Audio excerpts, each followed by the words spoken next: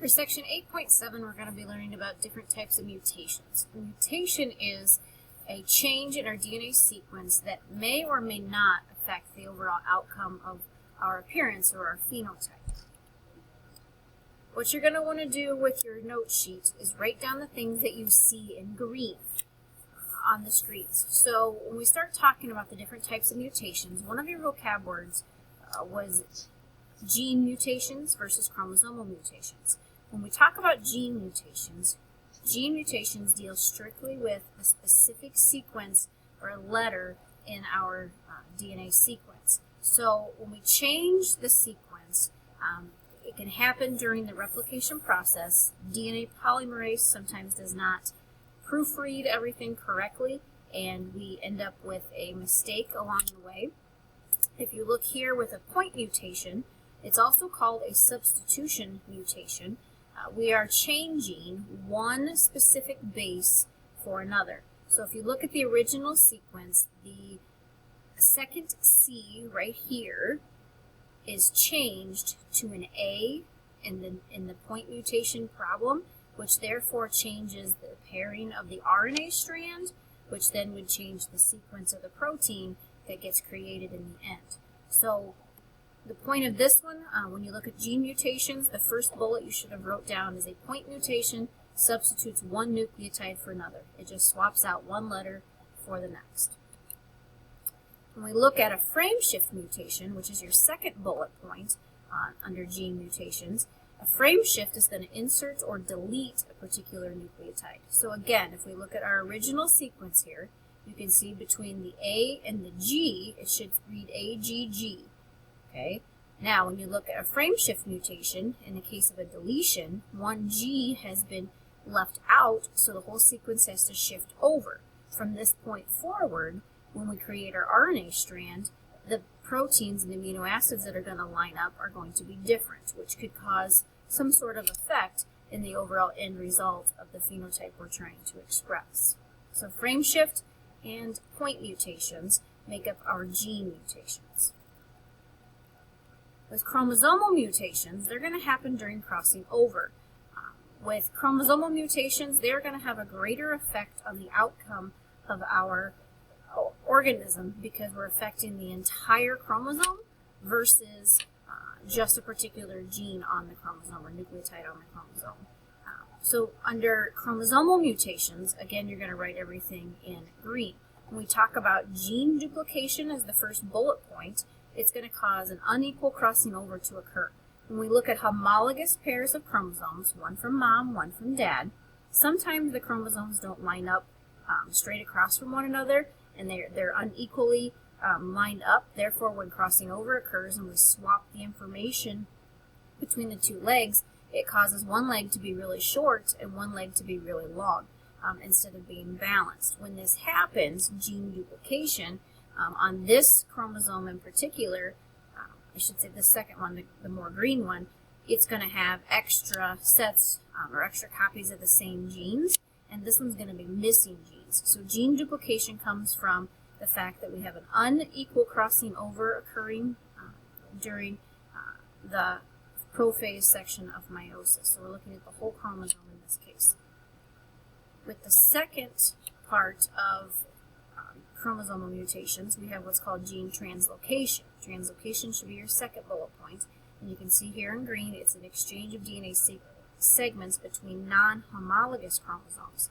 Non-homologous chromosomes means that we have the first pair of chromosomes, which normally would cross over one to one, and the 17th pair, for example, would normally cross over with each other. But in the case of gene translocation, chromosome 1 pair is trying to cross over with chromosome 17. Non-homologous pairs, chromosome 1, chromosome 17, they typically aren't the same size because we get smaller as we go down the autosomal chromosomes. This is not supposed to happen, and this is where a mutation within a chromosome known as gene translocation. So the segments of non-homologous chromosomes try to cross over, and it's going to cause a greater effect on our overall outcome. When you look down there at potential problems or the potential issues that can arise, sometimes when a mutation happens in a sequence, we can reach a stop codon too soon. or prematurely reach the stop codon. This is your bottom left box that you should be writing the information in this slide. Chromosomal mutations have a huge effect on the overall outcome. As we studied with our genetic mutation projects, our genetic disorder projects, we realized that when a chromosome is affected, it can have a very drastic effect on the outcome of the organism, such as cystic fibrosis or the Huntington's disease or neurofibromatosis or whatever, maybe Down syndrome.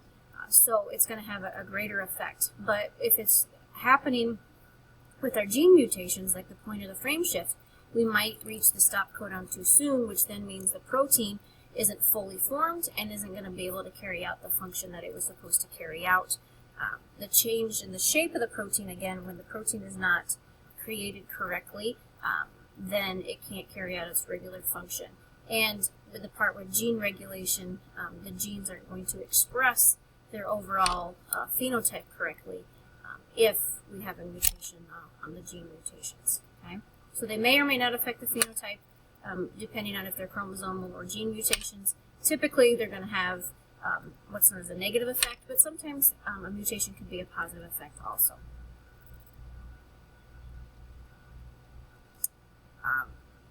On their bottom right box, it talks about silent mutations. Sometimes mutations occur and they really have no overall effect on the organism. They're not going to affect the phenotype that's being expressed. They're not going to affect the protein that's being created.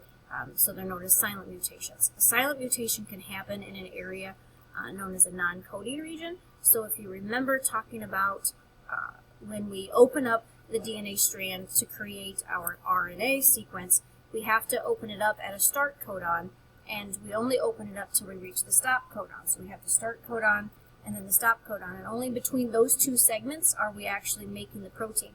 Well, if it happens outside those segments, then it's in a non-coding region, and we're not going to have, the protein isn't going to be affected, and it's not going to cause any effect. And sometimes it happens in an area with the protein, that third bullet there, not affect the protein folding or the active site. Sometimes the proteins, the active site or what function it's going to go perform isn't always there. Body cells. When you think about mutations happening in body cells, and this is just some extra information that maybe you'll write out to the side, not in the mutagen box just yet. With mutations in the body cells, they do not affect the overall offspring. If you think about skin cancer, for example, that mutation is caused by UV rays. Well, UV rays hit the skin, cause the skin to mutate, and then it leads to cancer. That's in the body cell. That does not affect the overall offspring, or if the person would have offspring, they're not automatically going to have skin cancer because it's happening in the body cells. Only if the mutation is happening in the sex cells will it then be passed on to the offspring. Sometimes the mutations can be harmful, sometimes they can be beneficial. If you have blue eyes, it would be a beneficial, known as a beneficial mutation. All the blue-eyed people are here today because of a mutation that occurred in our eyes. Some people find blue eyes more attractive than other eye colors, or it's something that they look for. So sometimes it's beneficial, sometimes it can be very harmful. One thing that we're going to talk about in Chapter 10 is known as natural selection. Natural selection has the ability to kind of weed out those mutations that have no benefit or are not needed within a population. They're less adaptive. They kind of the survival of the fittest is maybe a term you've heard of with natural selection. But any mutant alleles that can't adapt to the population are going to die off, and then those that can adapt will continue to be passed on to our offspring. So we'll get more into natural selection in Chapter 10. What causes mutations? The term mutagen is one of your vocab words, and it's very similar to the word carcinogen, which we talked about with cancer. Those cancer-causing agents, mutagen, are mutation-causing agents, or these environmental factors that lead to mutations. So the UV rays, the chemicals, things that can cause mutations in your cells are known as mutagens. So environmental factors that lead to mutations. A mutation is some sort of replication error, and when that happens, we have some sort of effect. With cancer-causing drugs, or cancer drugs we're trying to develop, obviously we don't have a cure for cancer yet, but as it develops in the future, they create drugs that have mutagenic properties, or this ability to reproduce and mutate the cancer cells, or in turn kill the cancer cells. So that's kind of where we're headed with cancer drugs, is using mutations to kill different cancer cells. If you have questions on this section, please let me know.